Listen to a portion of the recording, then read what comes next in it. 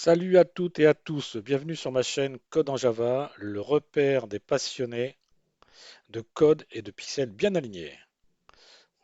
Dans cette vidéo, nous allons réaliser et analyser l'implémentation de la classe Unicode Encoding, qui va être une stratégie concrète du pattern stratégie dans notre module de chiffrement.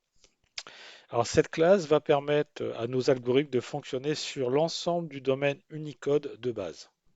Donc on va voir comment mettre tout ceci en place. Donc là, donc je vais ajouter cette classe et je vais l'ajouter dans stratégie ici. Donc nouvelle classe. Donc je vais l'appeler donc Unicode encoding.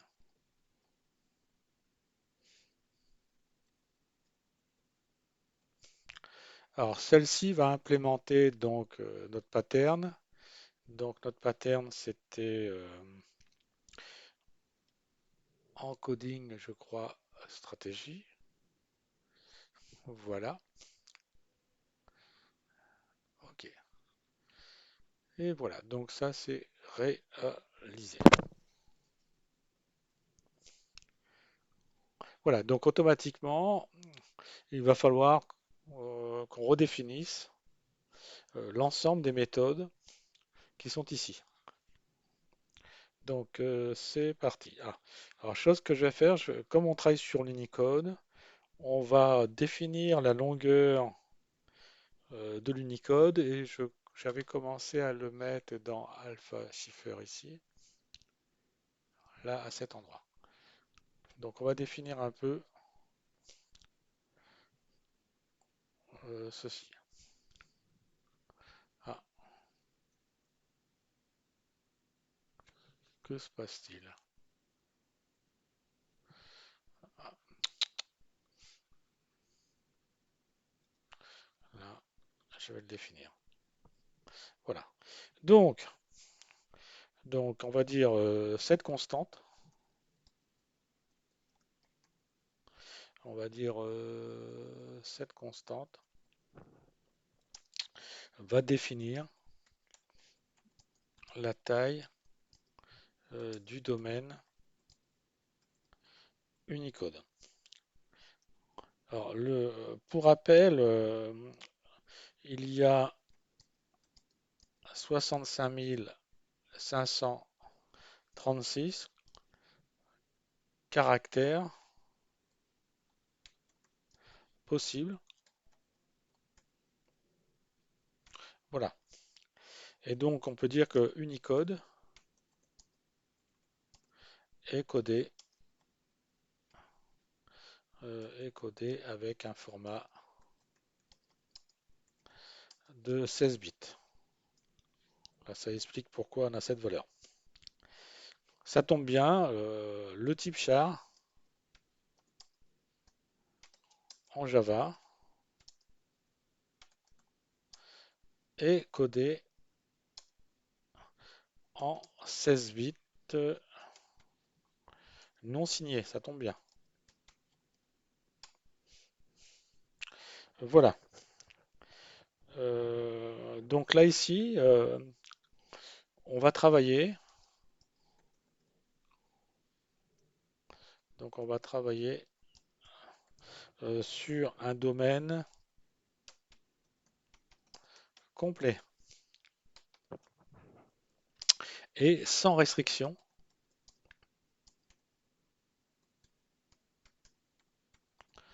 d'alphabet. Ça prend tous les alphabets, tous les caractères, les émoticônes, ça prend tout, hein. Alors, est-ce que c'est bien ou pas bien? Nous verrons ça par la suite. Donc on a sans restriction d'alphabet. Donc ça, c'est une première chose. Voilà, donc je peux retourner sur Unicode. Voilà. Et donc maintenant, on va pouvoir commencer à définir le code. Donc normalise, on avait dit que dans la vidéo concernant la stratégie, on devait mettre en place un modulo pour s'assurer que la valeur reste dans le domaine. Alors le problème qu'il peut y avoir, Alors, comme le chiffrement que j'utilise peut être positif comme négatif, et je ne vais pas utiliser le modulo pourcent puisqu'il ne traite pas les valeurs négatives. Donc, ce que je vais faire, je vais utiliser dans la classe math euh, la fonction modulo qui a été redéfinie. Math. Donc, floor mode. Voilà. Et donc là, je prends value et à cet endroit, donc je vais faire appel à alphabet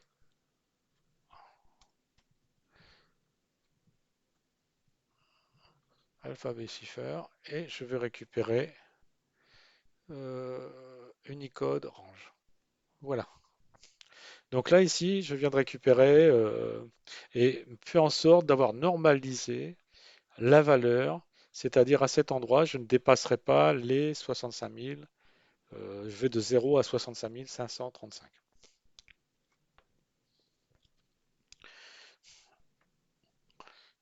Ensuite, qu'est-ce qu'on peut rajouter d'autre? Donc, bon, ce que je viens de dire, hein, c'est-à-dire, je préfère utiliser celui-ci parce que l'opérateur modulo ne prend pas les chiffres négatifs. Comme ça, on est tranquille. Alors, le fait de faire ceci, ça me permet d'avoir une robustesse dans le chiffrement, même pour les décalages négatifs. Donc, on peut préciser. Là, on peut rajouter. Donc, l'utilisation de floor mode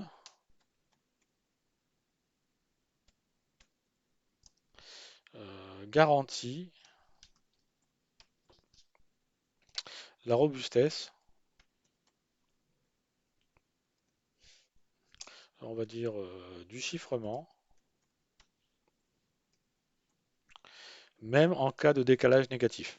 Puisqu'on avait vu dans le code de César, j'avais mis en place un décalage soit vers la droite, soit vers la gauche, donc ça entraînait automatiquement des nombres négatifs.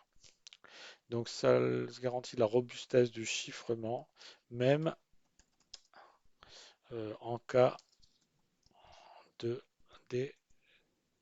décalage négatif. Donc ça c'est important. On est sûr et certain que lorsque je vais faire des modifications pour le chiffrement de César, je n'aurai pas de problème. Donc, ce qui est important, c'est dans tout algorithme de toujours normaliser les valeurs. Ça, c'est important. Comme ça, on est sûr on ne sort pas de l'encadrement. Ensuite, bah, la taille. Bah, quelle est la taille que je vais obtenir? Bah, je vais lui demander de me retourner cette taille-là.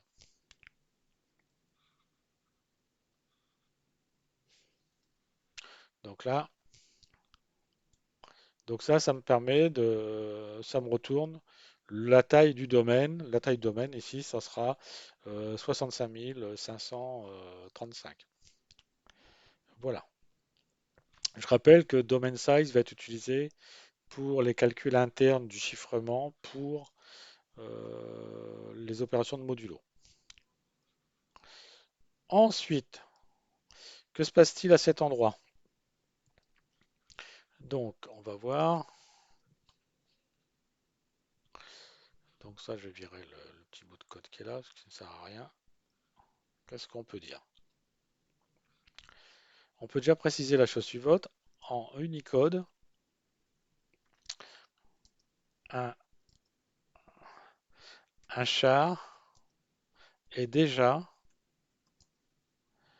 j'écris à l'envers, tiens, un char est déjà une valeur numérique. Donc ça, il n'y a pas de problème. Donc ici, la conversion est directe.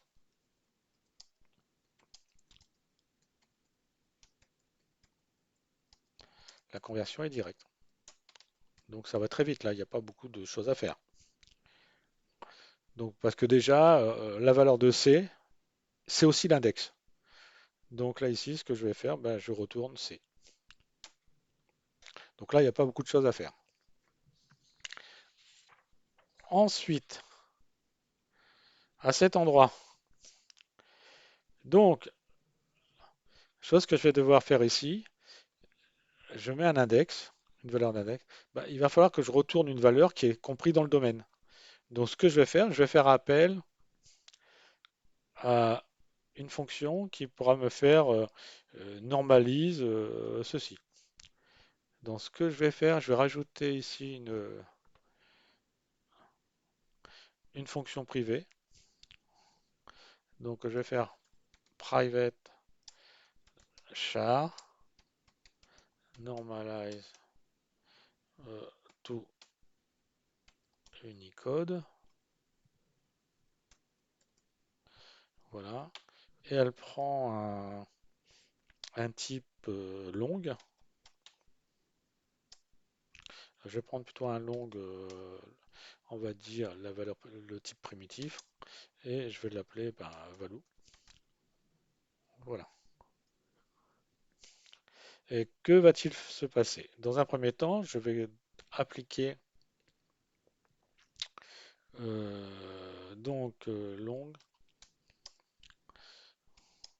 égale donc long, je vais l'appeler mode égale. Et donc là, ce que je vais faire, je peux récupérer à cet endroit, je vais faire normalise. Donc je récupère ça. Et donc là, je normalise la valeur. Voilà. Et la chose que je vais faire, je vais dire if si le mode, j'ai une valeur qui est inférieure à 0, ce qui est possible, hein. Donc ce que je vais faire, je vais décaler ça de 65 535. Donc je vais faire mode plus égal. Et donc je récupère la valeur qui est ici.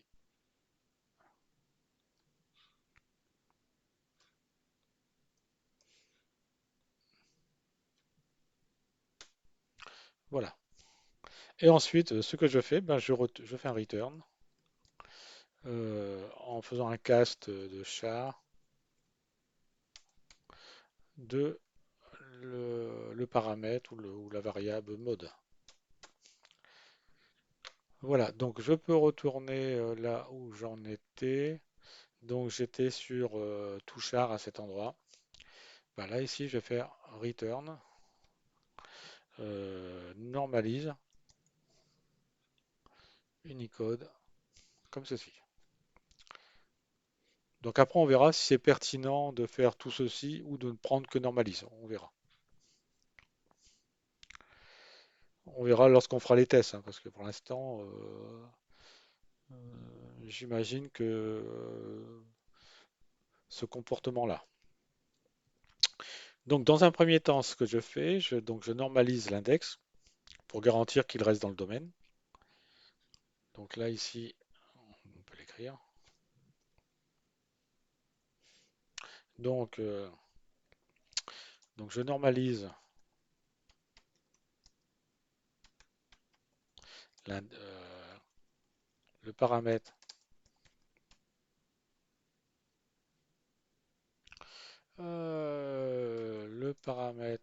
value,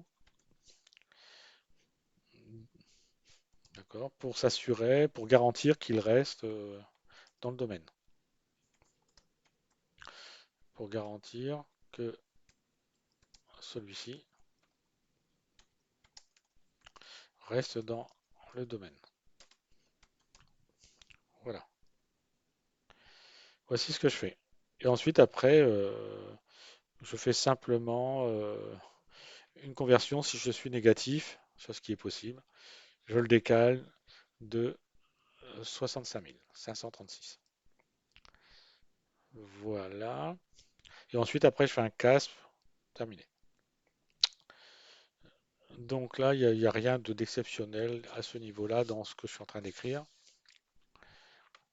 Ensuite,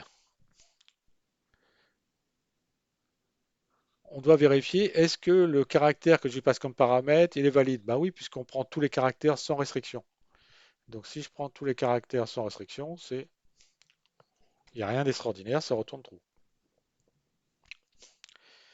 Ensuite, est-ce que le message est valide? Donc là, il peut se passer une situation dans laquelle je mets un message qui est nul. Donc si je mets un message qui est nul, je vais dire if message